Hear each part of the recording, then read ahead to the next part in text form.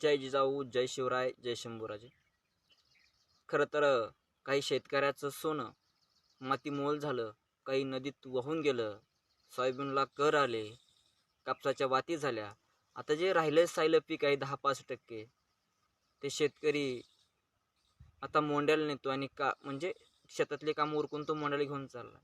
तो सोयाबीनला भाव 3200 रुपये देत आहे प्रति क्विंटल आणि कापसाचा भाव 7,700 असं काहीतरी काढला. तरी शेतकऱ्याचा होणारा छळ, शेतकऱ्यावर केला जाणारा अन्याय कुठेतरी थांबला पाहिजे ना.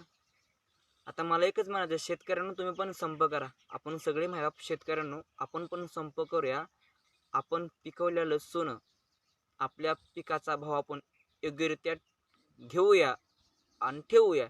याच्यासाठी संप करायला पाहिजे सर्व शेतकऱ्यांनी. एवढीच विनंती करतो माझ्या शेतकरी मायबापाला मी.